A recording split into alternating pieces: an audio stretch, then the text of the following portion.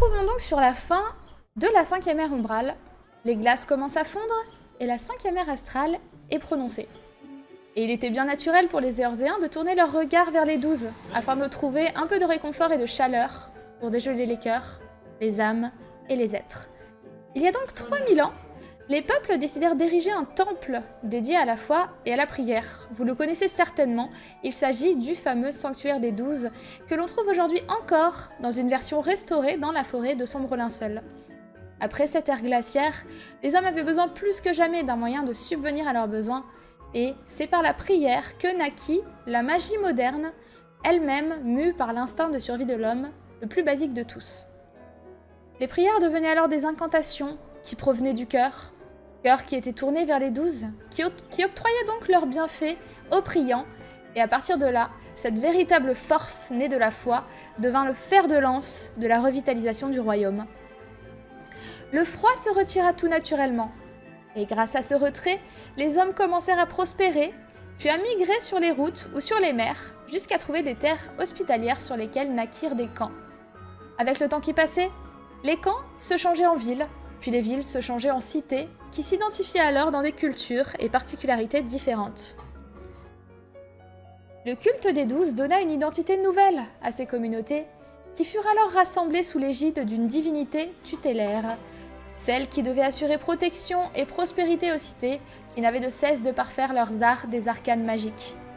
L'avenir était assuré, dans le sens où d'innombrables découvertes magiques furent faites et servaient au plus grand nombre. Des cités dont on se rappelle encore aujourd'hui de leurs noms tels que Nîmes, Amdapor, Scala et Mac. Lorsque l'on parle de migration, on peut parler notamment de celle des Lalafell, qui vinrent depuis les îles des mers du Sud jusqu'en Éorzéa. Ce petit peuple, autrefois clairement orienté sur l'exploitation des terres pour sa survie, devint au fil du temps un acteur majeur dans la fondation et la prospérité des cités de Nîmes et de Mac, ainsi que des magies qui y furent développées. Ceci dit, l'homme étant ce qu'il est, autant de développement magique induit également une véritable course au progrès pour se maintenir et prospérer. Figurez-vous d'ailleurs qu'en toute logique, le nombre de cités-États à cette époque était de 12, mais elle manquait cruellement de la stabilité des cités-États du monde moderne. Certaines de ces cités, incapables de se maintenir, finissaient par voir leurs frontières continuellement redéfinies. D'autres encore étaient tout simplement détruites, divisées, ou bien digérées par des cités-États plus grandes encore. Conscients de ne pas reproduire le schéma à l'Agua, les hommes se sont attelés à la lourde tâche de développer des magies uniques pour mettre leur société en avant et ne pas se reposer sur la technologie, mais tout vient avec un prix à payer. Celui du développement magique a été un lourd sacrifice de leur environnement. Au fur et à mesure, les terres étaient utilisées pour créer ces magies uniques en leur genre et maintenir la magnificence des cités qui les produisaient. Tout n'était que façade cependant, car si de l'extérieur on voyait un héritage glorieux, des magies beaucoup plus offensives étaient mises au point, et le spectre du conflit planait une nouvelle fois au-dessus de la civilisation. L'histoire retiendra donc un total de 6 cités-États, dont 3 en particulier nous intéressent ce soir, car elles furent les précurseurs non seulement des plus grandes découvertes, mais aussi le siège de grandes puissances, et également celles qui causèrent le 6e fléau. Mais avant tout, intéressons-nous à ces 3 cités-États, actrices majeures d'une guerre qui s'étala sur près de 500 ans. Et nous allons commencer par la cité de Nîmes, où tout commença par l'arrivée des Lalafell sur l'île de Villebrandt, qui était alors la demeure des kobolds à cette époque. Fait intéressant à noter, les deux peuples avaient des relations amicales grâce à la vénération d'Ochon, dieu des vagabonds et des montagnes, et vu que les kobolds vénéraient le mont Ogomoro, un lien unissait donc kobolds et Lalafell, mais revenons pour l'instant à Nîmes. Nîmes était une cité maritime, assez immense, où le commerce initié par les premiers arrivants était florissant. Et c'est sans doute cet aspect qui comblait le manque de robustesse de la cité par rapport aux autres. Qui dit cité maritime dit flotte de navires, et une chose est certaine, c'est que les marins soldats de la marine royale de Nîmes comptaient dans leur rang parmi les plus rudes gaillards rompus à la navigation et au combat à la hache. D'anciens écrits parlent de talentueux mages maniant une magie de soins très efficace combattant à leur côté, les érudits, et cette fois-ci, les érudits avec un « et » majuscule. Intéressons-nous d'ailleurs un instant à l'élite magique de Nîmes, car si Alag avait disparu totalement, vous allez vous rendre compte qu'une partie de son héritage se trouve dans cette magie. Pour commencer, il n'y avait que l'élite des arcanistes de Nîmes qui pouvait prétendre à accéder aux connaissances des érudits et ouvrant donc un vaste océan de possibilités et de particularités. La première réside au niveau des symboles de puissance tracés dans les grimoires de ces derniers. Remontant à la seconde ère astrale, ces glyphes ont été retravaillés pour devenir plus simples tout en drainant la même quantité d'éther et offrant une plus vaste accessibilité aux mages. Cette simplification est due notamment aux arithméticiens alagois qui ont perfectionné la géométrie des sorts ainsi que les redondances mathématiques de ces derniers. Après la chute de l'Empire et l'Âge sombre, ces glyphes géométriques ont été étudiés par divers peuples jusqu'à ce que Nîmes intègre finalement ces équations dans les tactiques militaires élaborées par les érudits qui étaient leur spécialité. La seconde, bien entendu, a été l'utilisation de fées. Ce sont des créatures d'un autre plan, similaires à des élémentaires, conçues et invoquées de toutes pièces par les érudits, qui pouvaient alors se concentrer sur la tactique, tandis que leurs familiers avaient la charge d'utiliser la magie de soin pour soutenir les marins soldats dans leurs affrontements avec leurs adversaires. Ceci dit, à la base, les fées furent créées pour porter des messages de navire à navire et faciliter la communication avec les terres. Conscients de leur potentiel, ils arrivèrent à concevoir deux types de fées. La première est Théos, amie du soleil et soigneuse des blessés. La seconde est Sélène, amie de la lune et élévatrice des esprits.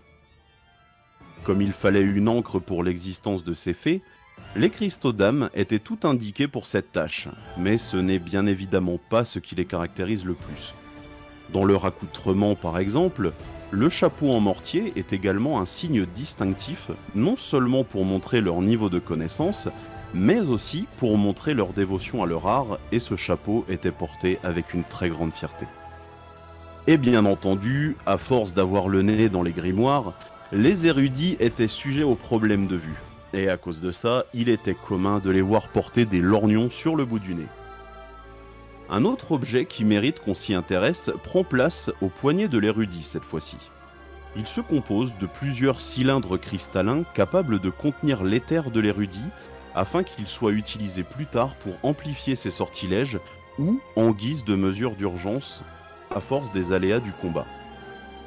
Parlons maintenant de leurs armes, si on peut qualifier un grimoire d'armes, car c'est bel et bien ce que les érudits ont utilisé au temps de Nîmes pour produire leur magie. Pour commencer, et pour rejoindre la partie sur la simplification des arithméticiens alagois, n'importe quel arcaniste digne de ce nom, et érudit par extension, doit être capable de conjurer l'image d'un diagramme géométrique dans son esprit pour manifester son sortilège. Ces diagrammes géométriques sont écrits dans ces fameux grimoires, et comme vous vous en doutez bien, les matériaux utilisés autant pour fabriquer le grimoire, ses pages et l'encre utilisée, doit conduire le flux d'éther à la perfection. Il est donc plutôt commun, même encore aujourd'hui, de trouver des encres et des grimoires plus ou moins chers ou rares, selon les matériaux utilisés. Et parmi ces rares grimoires, on peut citer notamment le Codex, le Picatrix et l'Omnilex. Ils sont tous trois témoins de la grandeur de Nîmes et contenant des trésors de sortilèges et de notions de stratégie. On notera d'ailleurs que le Picatrix, contrairement aux deux autres, est constitué de pages en bois pour accueillir les diagrammes géométriques et, fait amusant s'il en est, encore aujourd'hui, un débat existe sur la provenance du bois à utiliser pour maximiser les capacités du grimoire. En marge de la cité maritime de Nîmes, des marins soldats et des érudits, le lieu de culte de ce peuple était le palais du Vagabond. Construit pour vénérer Auchon, ce temple situé dans le lac de Fer est une véritable merveille d'architecture grâce à ses mécanismes à mouvement perpétuel et ses salles somptueuses. Il fut également le théâtre d'une tragédie lorsque la guerre signa la fin de Nîmes, car c'est ici qu'ont été enfermés les Nîmiens atteints de la peste verte dont nous parlerons un peu plus tard. Car si nous allons continuer sur la présentation des 3 cités-États qui nous intéressent ce soir, nous vous dresserons toute cette liste. Isalira va maintenant vous parler de la cité d'Amdapor.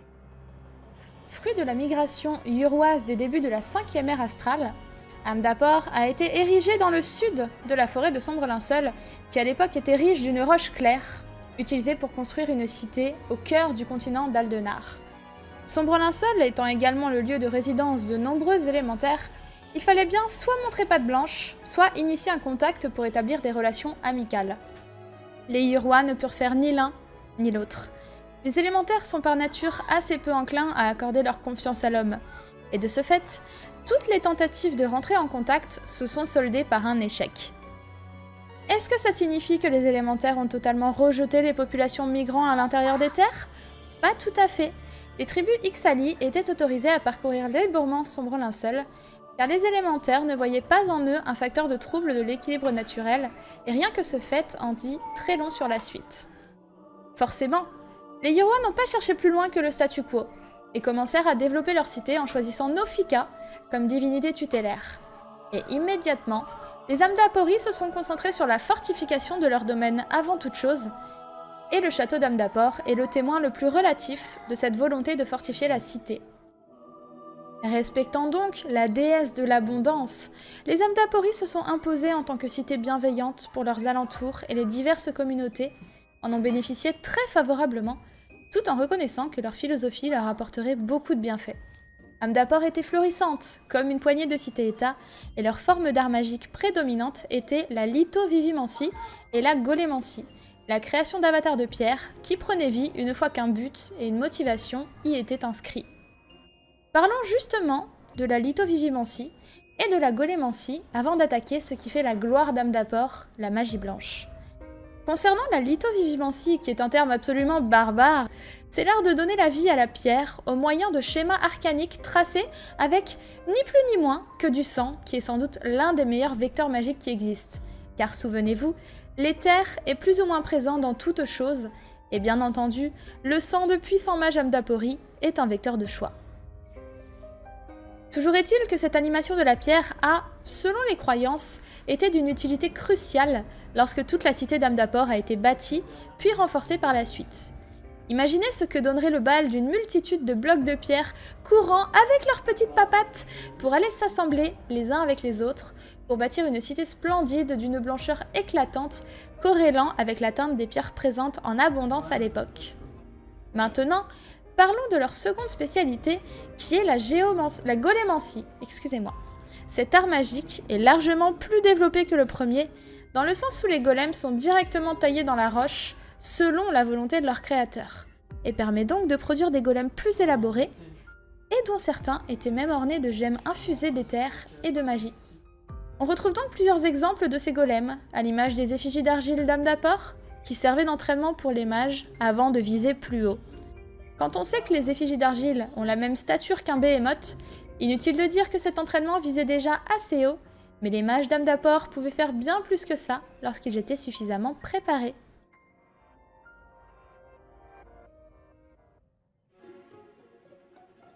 Deux golems majeurs sont documentés également, comme le lion ailé, une créature de pierre animée et imprimée d'une volonté qui reprend celle voulue par son créateur.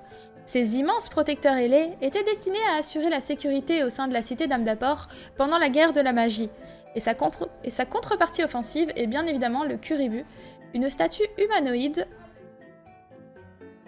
elle aussi ailée, et armée d'une épée et d'un bouclier. Les diverses gemmes présentes dans la pierre d'un Kuribu est ce qui rend le golem vivant, en quelque sorte. Ces deux puissants golems ont été vastement utilisés pendant la guerre de la magie et peuvent manipuler de puissants sortilèges de magie blanche. Et vu que la transition est parfaite, parlons justement de ce qui fait la plus grande force des mages d'Amdapor, la magie blanche. Comme n'importe quelle autre magie à cette époque, la magie blanche a été développée non seulement dans le but de montrer la puissance d'une cité, mais dans le cas d'Amdapor, elle a surtout été créée pour contrer la magie noire de Mac, dont nous parlerons après.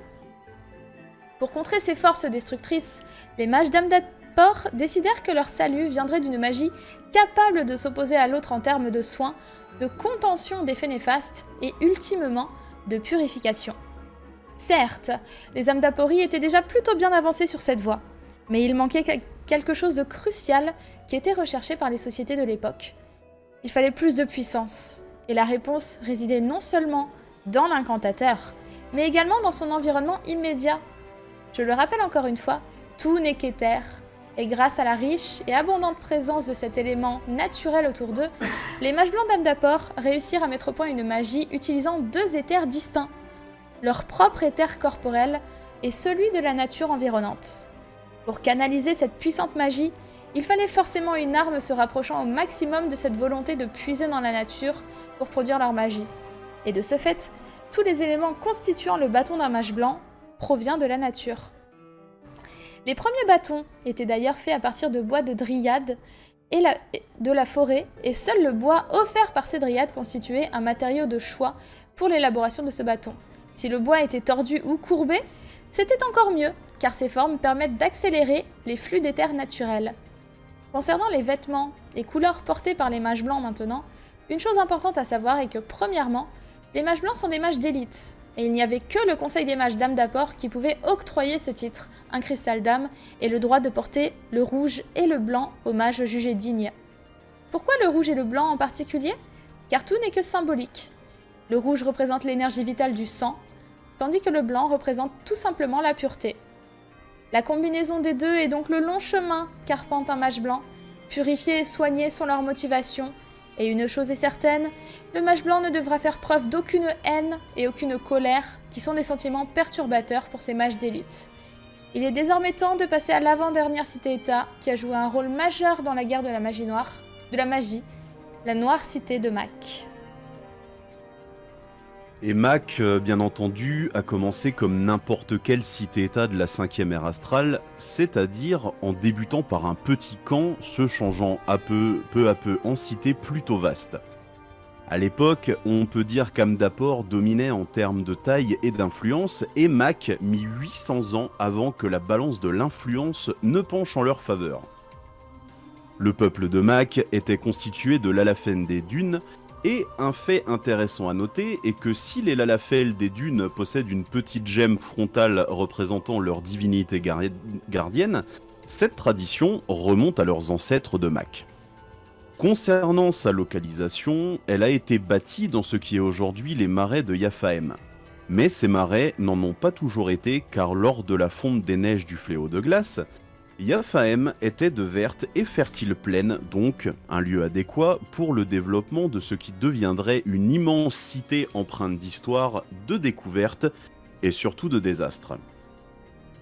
Dans cette première partie de l'histoire de cette cité, et pour comprendre leur ascension aussi glorieuse qu'ils ont connu une chute funeste, je dois vous parler de la célèbre archimage à l'origine de la magie noire, Chatoto Chato. Chatoto est une Lalafell née dans la cité de Mac à l'orée de l'an 800 de la 5e ère astrale.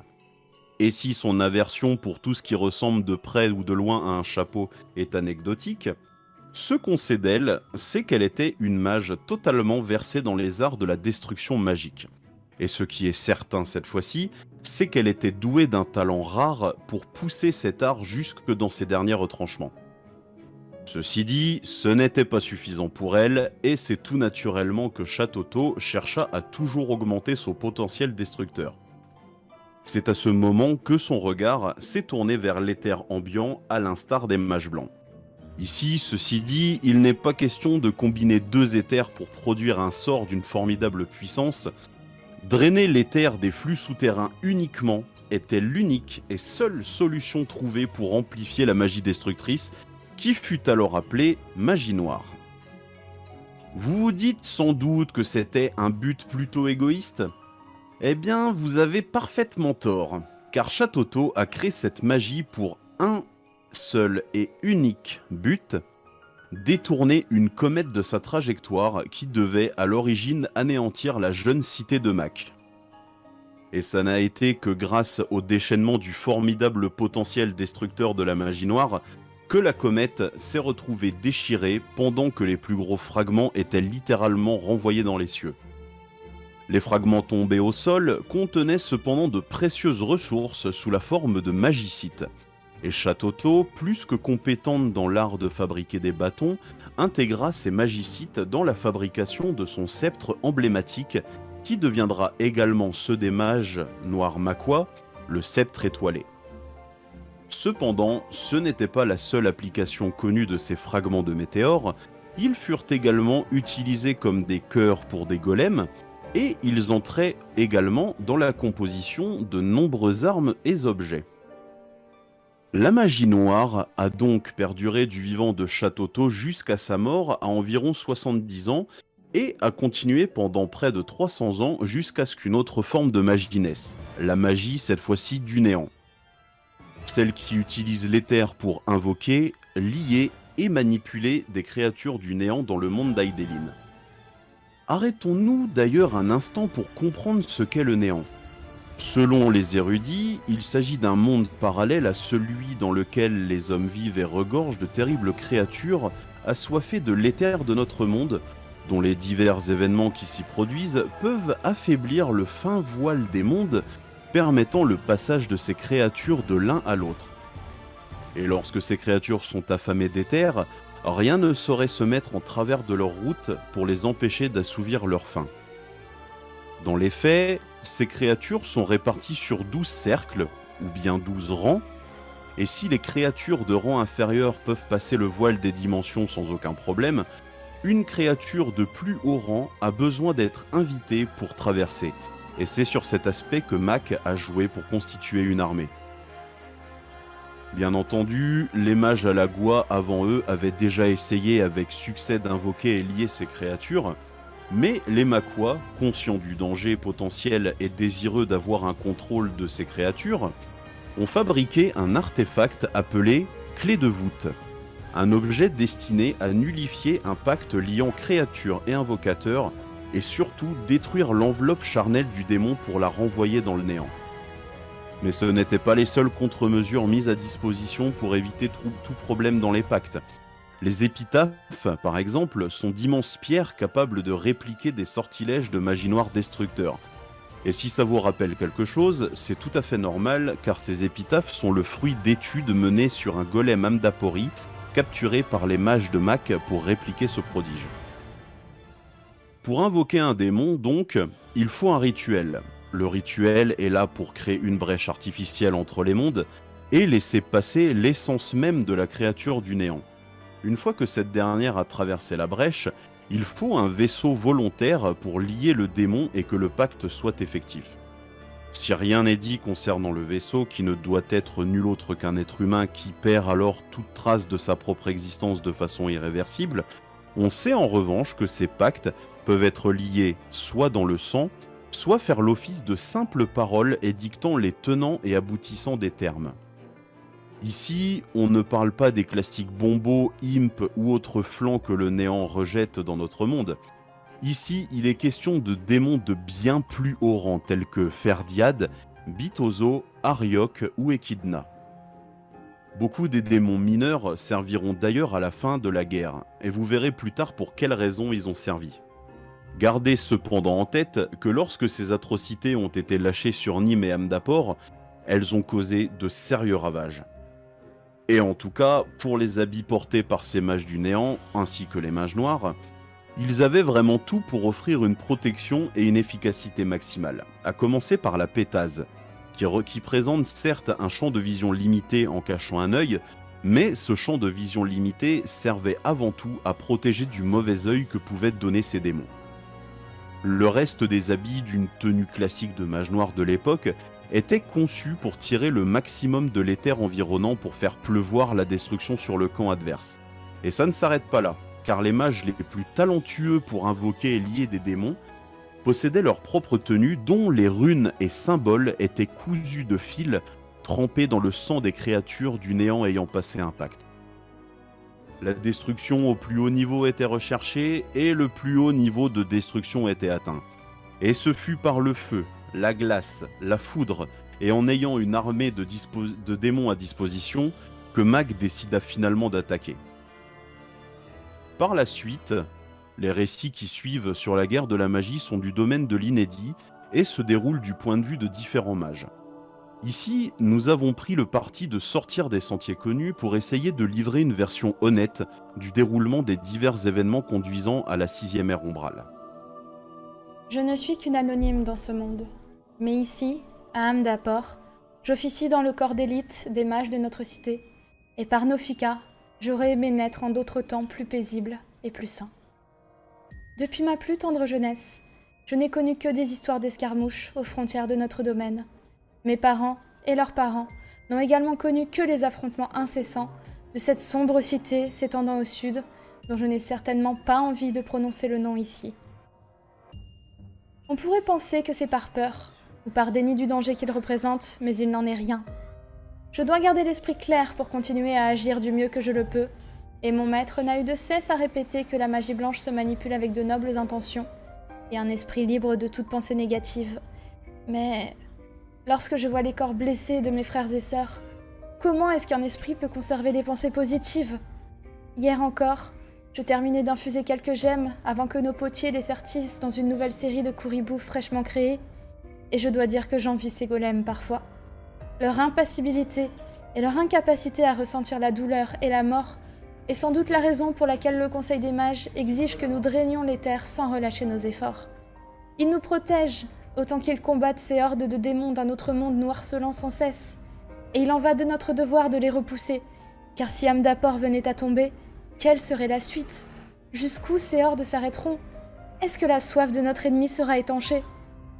J'ai sans cesse fait des efforts, depuis le jour où mon père m'offrit ma première canne, et je m'en rappelle comme si c'était hier. Elle était constituée du bois d'une dryade de chêne, de la forêt de sombre linceul. Mon père m'avait raconté que lors d'une balade, pour trouver des fruits, il tomba sur cette dryade assoupie au bord d'un chemin. Ayant toujours été un homme bon et profondément soucieux des choses qui l'entourent, il avait offert un des fruits de sa récolte à la créature, qui le remercia avec une de ses plus hautes branches. La canne ainsi fabriquée était sertie d'un bel ambre doré, et avec elle, je commençai mon apprentissage en tant que mage de la cité d'Amdapor. Et si avant ça, on ne voyait que très peu de choses des combats qui se déroulaient à nos frontières, j'étais désormais plongée au cœur du conflit, au fur et à mesure que nos ennemis gagnaient du terrain, toujours plus de terrain. Hier, une nouvelle horde a attaqué Amdapor. Les légions de démons se sont déversées dans la cité en oblitérant nos défenses, et la nouvelle de la chute de notre bastion de défense a été un coup dur pour nous. Tout le monde est épuisé, à bout de nerfs, mais nous ne laisserons pas notre héritage aux mains de l'avide Mac aussi facilement. Nous ne disparaîtrons pas sans nous battre. Tant qu'il restera des unités de nos fidèles golems et des mages blancs pour les animer, nous ne reculerons pas, même si nous sommes dos au mur. Des rumeurs nous sont parvenues, venant de Nîmes, qui est en proie à un bien étrange mal. Et par Nofika, j'aimerais être sur place pour leur porter secours, mais nous avons déjà fort à faire ici. Tout ce que nous entendons depuis une lune maintenant, c'est les cris terrifiés et incessants des pauvres âmes survivantes des assauts démoniaques. Leur esprit s'effondre peu à peu, et notre magie devient moins efficace de jour en jour. Cela ne nous empêche pas de redoubler d'efforts, même lorsque les cadavres sans vie de nos mages sont ramenés à la vie, au moyen de la nécromancie perpétrée par un de ces démons de haut rang. Les réserves des pots de mana s'épuisent de plus en plus rapidement. Je ne sais pas encore combien de temps nous allons tenir, mais au moins, nous avons réussi à sceller cette espèce de tas d'immondices à l'intérieur de la cité. Diabolos, il se fait appeler ainsi. Lui et ses sbires ont bien tenté d'apporter un coup fatal à notre cité, mais c'était sans compter nos atouts les plus précieux que nous avons sortis de nos manches spécialement pour l'occasion. L'excès de confiance de Mac sera leur perte tôt ou tard, et nous continuerons à prévaloir, même si j'ai perdu mes amis, ma famille et mes chers Amdapori. Je continuerai à tenir. Tant que mon cœur continuera à battre, tant qu'il restera une goutte de magie dans ce monde, je continuerai à faire ce pourquoi je porte mon habit, soigné et purifié. C'était donc les mémoires d'une mage blanche Amdapori. Je vais maintenant vous livrer les mémoires d'un mage du néant de Mac. Eh bien en tout cas, une chose qui est certaine, c'est que non seulement les démons sont efficaces et utiles, mais en plus de ça, ça nous permet de rester sur les lignes en arrière. Ah, j'ai fait partie aujourd'hui de l'armée envoyée aux frontières de Nîmes, et autant dire que nous n'avons pas eu grand chose à faire à part leur envoyer Tchernobog, et attendre patiemment pour ne pas être pris entre deux feux. Ce serait quand même dommage que nos démons perdent quelques coups sur leurs propres alliés et qu'ils finissent en tas de cendres dans la foulée. Hein, toujours est-il qu'on leur réserve le même sort qu'Amdapor, ceci dit. Vu qu'ils n'ont pas beaucoup de champs qu'Irminsul peut corrompre pour les affamer, On va préférer une approche plus directe et peut-être qu'on ira finir le travail par la suite. Ah, heureusement que maintenant, on ne sacrifie plus les nôtres pour servir d'autres et qu'on utilise les cadavres réanimés par Forgal. Ça ferait plutôt tâche d'avoir une Mac sans Makwa pour y vivre. En tout cas, les rituels d'invocation deviennent de plus en plus épuisants. Et le couvent de Mac n'a pas vraiment l'intention de nous faire arrêter de sitôt alors qu'on est en si bon chemin. Bon, il reste encore notre cher archimage Cessaire qui émet avis contraire sur avis contraire, mais elle aussi sera bien obligée de reconnaître que tout ce qui a été fait jusque-là a porté ses fruits. Même l'archimage Calofisteri est en train de préparer un rituel pour faire je ne sais quoi de tenue secret à l'heure actuelle. C'est quand même plutôt pas si mal de juste entendre les cris de terreur pendant un seul instant avant que le silence revienne. De toute façon, même si on met le feu au navire, il y aura toujours un petit malin avec sa fée pour réussir à l'éteindre. C'est d'ailleurs pour ça que c'est le mieux d'exploser les mâts à leur base. Une fois écrasés, après tout, plus moyen de donner un ordre cohérent, pas vrai? Et puis, prendre des coups de hache, très peu pour nous. On est des mages, pas des combattants au corps à corps. À ce qui paraît, ils ont gardé une petite dernière surprise pour Nîmes, histoire de finir cette guerre avec eux et qu'on puisse se concentrer totalement sur Amdapor jusqu'à sa chute. Et pour ça, le Couvent a décidé de sortir les grands moyens. Nos plus puissants alliés de circonstance seront de la partie et vont déverser un flot constant de démons dans la cité, une fois qu'on aura démoli leur précieux petit château. J'espère ceci dit que personne de sensé n'ira encore une fois se lancer dans une joute verbale avec les Gremlins, surtout avec Guedetti Malice, c'est le plus court chemin vers la dépression et le suicide. C'est quand même dingue l'effet qu'ils ont sur le mental. Et je remercie nos hommages pour nos habits qui nous protègent beaucoup de l'influence de ces démons, sinon je donnerais pas cher de nos peaux. D'ailleurs, c'est marrant parce qu'on les appelle des démons, mais pour ceux qui sont doués de parole et de sens, on en apprend des belles. Comme quoi, apparemment, le néant avant ça, c'était un monde comme le nôtre, prospère en tout point, des terres riches, des héros de renom. Et puis un jour, à ce qui paraît, tout a basculé et tout a été noyé dans les ténèbres. Sacré cul de Shulain. Ça a été une plaie de te faire passer dans notre monde, mais y a aucun regret à l'avoir fait. Bon, y a un sacré remue-ménage en bas, et tout le monde est en train de s'agiter. Hein? C'est en train de discuter du fait qu'ils ont réussi à venir au bout de Chernobog. On dirait qu'il va falloir employer de plus grands moyens dans ce cas-là, et leur envoyer Ozma histoire de finir le travail. C'est quand même ironique que cette énorme sphère, façon de parler, a été créée en premier lieu pour empêcher nos chers aides de camp de se retourner contre nous si jamais la clé de voûte venait à être perdue, on ne sait par quelle façon. Là, les hommages viennent de la lâcher, c'est pas vraiment joli à voir. Des morceaux entiers de Nîmes sont avalés, sa population avec elle pourrait envoyer, on ne sait où. Pratique quand même.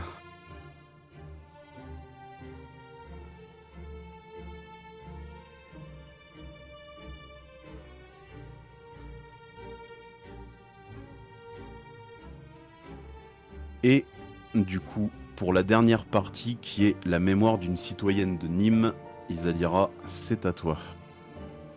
Nous avons été parqués ici comme des animaux pour éviter de contaminer le reste de la population, mais surtout pour y rester et y mourir. Je ne peux pas en vouloir à nos dirigeants. Tout est la faute de ces saletés de Makwa. Pourquoi a-t-il fallu qu'ils pensent que nous représentions une menace ? Qu'avons-nous fait à part vouloir vivre nous aussi ? Foutu jarre. Elle aurait dû rester là où les marins l'ont trouvée et revenir nous défendre. Dire que le palais du vagabond était autrefois un lieu plein de vie et de prières. Aujourd'hui, c'est là où la population atteinte de la peste verte est isolée en attendant la fin. Tout le monde est paniqué à l'idée de devenir ces choses affreuses. Surito Carito et beaucoup d'autres érudits travaillent sur un remède. Mais au fur et à mesure que le temps passe, on dirait que leurs membres rapetissent, leurs oreilles disparaissent et leur peau commence tout doucement à prendre un teint verdâtre. Je pense que nous sommes définitivement perdus. Aujourd'hui, nous avons vu beaucoup d'érudits autour du palais. À ce qu'il paraît, ils vont établir une grosse barrière autour de nous et noyer le palais sous les flots du lac de fer. Je ne veux pas disparaître. Je n'ai jamais voulu cette guerre. Personne à part ces chiens de Makwa ne voulait faire la guerre. Je t'en supplie, Hochon, viens nous en aide. Moi aussi, je commence à devenir comme eux.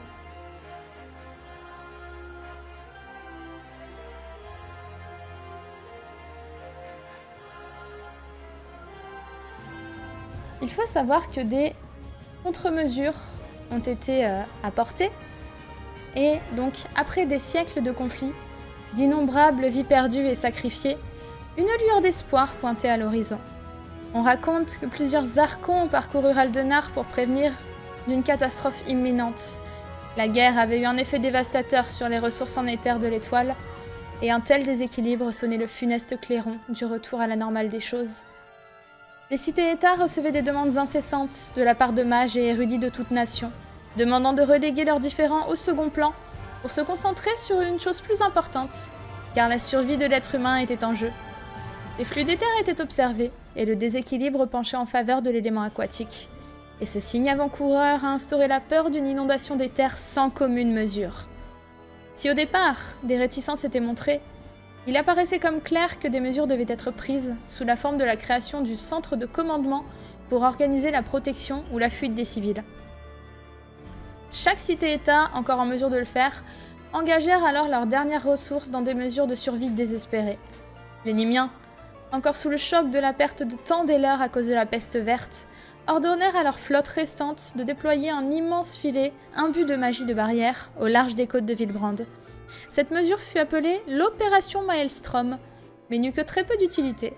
Le but de l'opération était de créer un formidable tourbillon qui entraînerait les flots loin de la cité flottante. Et si la solution a fonctionné pendant un temps, les navires furent contraints par le Maelstrom, la barrière se rompit et eut pour effet de projeter les eaux contenues sur les rivages avec encore plus de force qu'initialement. Les âmes d'Apori, ayant subi de trop lourdes pertes, partirent dans les hauteurs d'Abalatia pour essayer de survivre au fléau imminent. La cité d'Amdapor était de toute façon perdue, partiellement détruite, et une fois que Diabolo s'était scellé à l'intérieur, personne de saint d'esprit ne voulait rester dans l'enceinte de la cité. Les Maquas, quant à eux, et fidèles à eux-mêmes, construisirent une arche immense pour sauver leur peuple, en les emmenant dans la cité de Dunscase, loin des cieux. L'arche du néant, tel était son nom, était alimentée par le pouvoir d'1 millier de démons enfermés dans des sarcophages. Parmi eux, des grands noms, tels que Echidna et Skatak, une des reines du néant et démons de rang largement supérieur à tout le reste.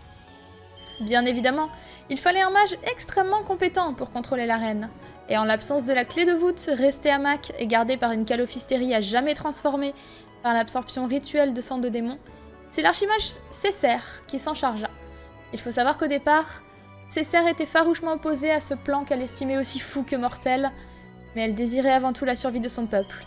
Dès lors, elle et ses 53 camarades, tous mages de néant de haut rang, embarquèrent à bord de l'arche et s'élevèrent dans les cieux pour ne plus jamais y revenir. Puis, le fléau arriva. Et bien évidemment, la cité de Scala, loin dans les terres guirabaniennes, est située dans une cuvette rocheuse protégée par de hauts murs naturels de pierre, a été la première à disparaître alors que pendant 60 jours et 60 nuits, les flots se sont déchaînés, les rivières sortaient de leur lit et les marées montaient sans relâche. Les campements et villes mineures furent détruites, les terres ravagées. Yaphaem était englouti sous les flots. Nîmes connut le même destin à l'exception du palais du vagabond qui était heureusement protégé par les barrières de contention des érudits de Nîmes. En plus de l'Arche des Maquas, un autre vaisseau plus raisonnable fut construit par un homme du nom de Nunkreftsyn, venu du Grand Nord et faisant partie d'un groupe de 12 héros ayant grandement contribué à sauver des vies durant le 6e fléau.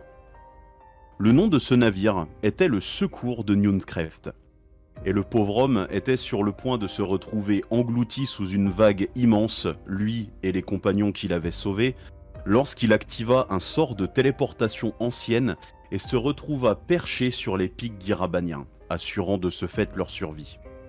On raconte également qu'alors que les flots incessants se déchaînaient, une comète guida les divers peuples survivants du fléau vers Guirabania. Elle fut appelée la comète de Ralgr, et sans elle, le fléau aurait laissé beaucoup plus de morts dans son sillage. Enfin, au bout des 60 jours et nuits, le calme retomba enfin. Les eaux commencèrent à se retirer à leur tour, en ne laissant que des champs de ruines derrière elles. Yaphaem était changé en marécage inhospitalier. Tout le visage du paysage éorzéen était remodelé par les eaux. Les élémentaires de Sombre Linceul, quant à eux, décidèrent d'envelopper Amdapor et ses ruines pourrissantes de cadavres d'hommes et de démons dans un mirage pour dissimuler à tous la vue de cette triste cité. Et on raconte que c'est purement par vengeance pour avoir osé drainer les terres environnantes jusqu'à sa dernière goutte. Bien entendu, la lutte pour la survie a été âpre, et les survivants des montagnes d'Abalatia furent réduits à la sauvagerie pour se disputer les rares ressources encore à leur disposition. 6 fléaux passèrent, tous associés à un des 6 éléments, et c'est tout naturellement que l'être humain pensait que le pire était derrière lui, et que tout ne serait que prospérité à partir de là. Sauf que l'être humain, manifestement condamné à reproduire les mêmes erreurs, se trompait. Ou peut-être y avait-il plus que la fatalité derrière tout ça. Après tout, Altbar, une montagne de muscles Roégadine faisant partie du groupe des 12 héros et que tout le monde prenait pour l'avatar vivant de Ralgr, avait lui aussi passé son temps à combattre un groupe de sombres sorciers versés dans le chaos et désireux plus que tout de rompre l'équilibre du monde, jusqu'à ce qu'il finisse par être plongé dans le plus profond des désespoirs et rejoindre les rangs de ceux qu'il a toujours combattus. La suite du récit s'intéresse surtout à ce que l'homme a fait au début de la 6e ère astrale nouvellement arrivée. Mais ça, et comme d'habitude, c'est une histoire que nous vous raconterons une autre fois.